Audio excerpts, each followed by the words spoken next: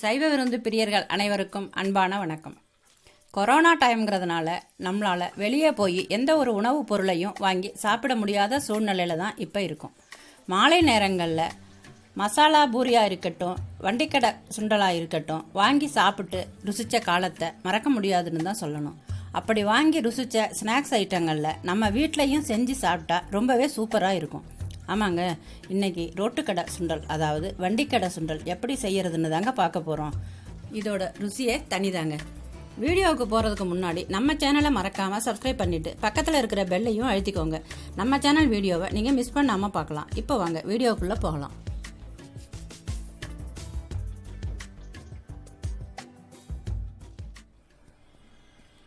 இன்றைக்கி நம்ம சேனலில் பீச் சுண்டல் செய்ய போகிறோம். அது தேவையான பொருட்களை இப்போ பார்ப்போம்.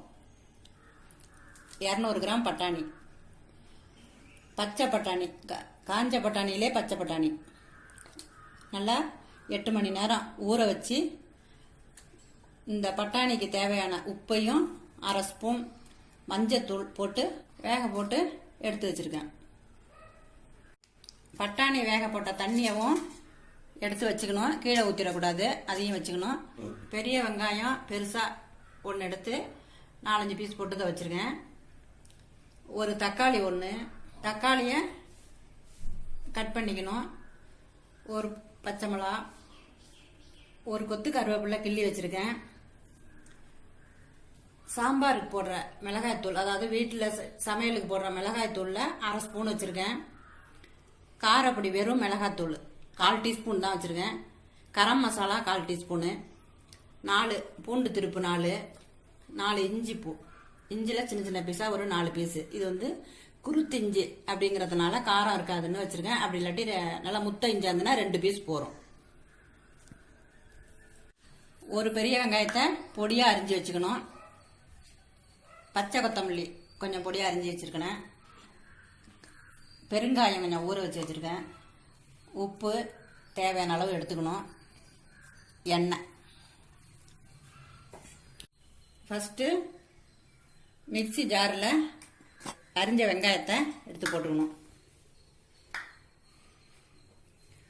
பச்சை மிளகாய் ஒன்று, காரம் வந்து 1 போரும்னு வச்சுருக்கேன். நீங்கள் காரம் இன்னும் கொஞ்சம் தேவைன்னு சொன்னாக்கா இன்னும் 1-2 உங்களுக்கு தேவையான அளவுக்கு காரம் போட்டுக்கலாம். ஒரு தக்காளி, அதையும் அதிலே போட்டுக்கணும். பூண்டு, இஞ்சி, இது எல்லாத்தையும் போட்டு கொஞ்சமாக தண்ணி விட்டு நல்லா விழுதாக அரைச்சிக்கணும். அரைச்சாச்சு. இந்த அளவு விழுதாக அரைச்சி வச்சுருக்கோம்.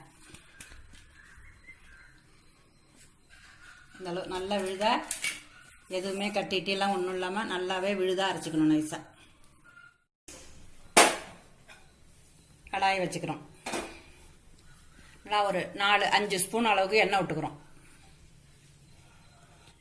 எண்ணெய் கொஞ்சம் காயணும். எண்ணெய் காஞ்சிருச்சு. இப்போ நம்ம அரைச்சி வச்ச விழுதை அதில் போடுறோம்.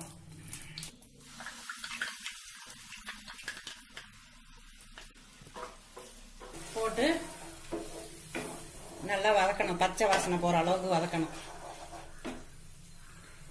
இப்போ போட்டு 2 நிமிஷம் நல்லா கொதிச்சு அந்த பச்சை வாசனை போகணும். அதில் நம்ம போட்டு தாளிச்ச எண்ணெய் கூட லேசாக ஓரமாக தெரியும். இது மாதிரி இருக்கும்போது டானிக்கு தேவையான அளவு உப்பு போட்டாச்சு. இப்போ இந்த அரைச்ச குருமாவுக்கு தேவையான அளவு ஒரு 1/2 டீஸ்பூன் உப்பு போட்டுக்கிறோம். குழம்பு மிளகாய்த்தூள் கொஞ்சம் போட்டுக்கிறோம். 1/2 டீஸ்பூன் மிளகாய்த்தூள், 1/2 டீஸ்பூன் வந்து கரம் மசாலா, அதையும் அதிலே போட்டுக்கிறோம். கருவேப்பிலையும் அதில் போட்டுக்கிறோம். போட்டு நல்லா ஒரு 5 நிமிஷமாவது வதக்கணும். அதை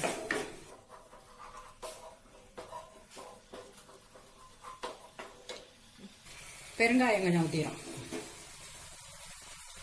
பெருங்காயம் அதில் முக்கியம். இது வந்து இப்போ கொதிக்கும் போதே ஒரு கிரேவி மாரி இருக்கும்.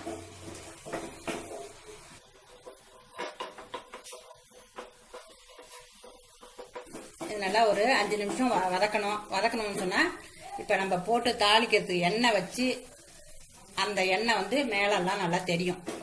மிதந்து வராப்புல தெரியும், அந்த ஓரமெல்லாம் தெரியும் என்ன. அந்த மாதிரி நல்லா வதக்கினதுக்கு அப்புறம் இந்த பட்டாணி வேக போட்ட தண்ணியை இதில் ஊற்றிக்கணும்.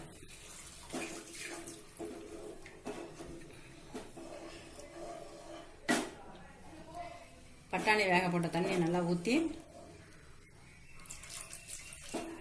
நல்லா ஒரு 5 நிமிஷத்துக்கு தண்ணி நல்லா கொதிக்கணும். தண்ணியோட அளவு வந்து ஒரு 400 இருக்கலாம், ஒரு 300லேருந்து 400 வரைக்கும் இருக்கலாம். ஏன்னா நம்ம வந்து கடலை வந்து 200 தான் போட்டிருக்கோம். 200க்கு 300 கிராம் தண்ணி இருக்கலாம். அது இது இன்னும் சத்து நாளைக்கு கொதிச்சுதுன்னு சொன்னாக்கா இன்னும் கொஞ்சம் குறைஞ்சிரும். இது கொதிக்கணும் நல்லா. அரைச்ச கிரேவியோட பட்டாணி வேக போட்ட தண்ணியை விட்டு அந்த மிளகாத்தூள் காரப்பொடியெல்லாம் பச்சை வாசனை போகிறதுக்காக கொதிக்க வச்சுருக்கோம். ஒரு 5 நிமிஷம் கொதிக்க வச்சுருக்கோம். இது கொதித்தது போகிறோம், இந்த லெவலில் கொதிச்சிருக்கிறது போகிறோம். பச்சை வாசனையெல்லாம் போயிடுச்சு. இப்போ வந்து இதில் இந்த வேக போட்ட பட்டாணியை கலந்துக்கிறோம். நான் வந்து பச்சை பட்டாணியில் காஞ்சது மளிகை கடையில் வாங்கியிருக்கேன். நீங்கள் வேணாக்கா வெள்ளை பட்டாணி வாங்கி அதுலேயும் செய்யலாம். நான் வந்து வீட்டில் இருந்தது இந்த பச்சை பட்டாணி, அதனால் அதை போட்டு செய்கிறேன். இதை போட்டு ஒரு 2 நிமிஷம் கொதிக்கணும். அடுப்பை நல்லா ஃபுல் ஃப்ளேமில் வச்சு ஒரு 2 நிமிஷம் கொதிச்சா போகிறோம். 2 நிமிஷம் கொதிச்சது போகிறோம். அடுப்பை ஆஃப் பண்ணிடலாம். எடுத்து ஒரு பாத்திரத்தில் ஊற்றிக்கிறோம்.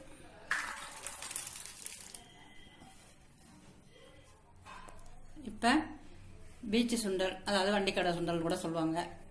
தெரு ஓரங்களில் வண்டியில் போட்டு வைக்கிறது ரொம்ப ஃபேமஸாக இருக்கும். இதை சாயந்தர நேரத்தில் ஈஸியாக வாங்கி எல்லோரும் சாப்பிடுவாங்க. இப்போ இதை வந்து நம்ம எப்படி சர்வ் பண்ணோம்னா இது மாதிரி எடுத்து வச்சுக்கிட்டு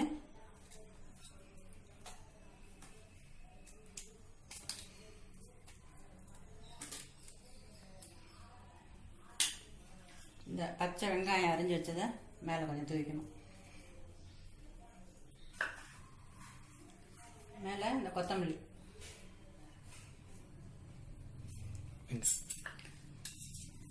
இப்படி எடுத்து சாப்பிட வேண்டியதுதான்.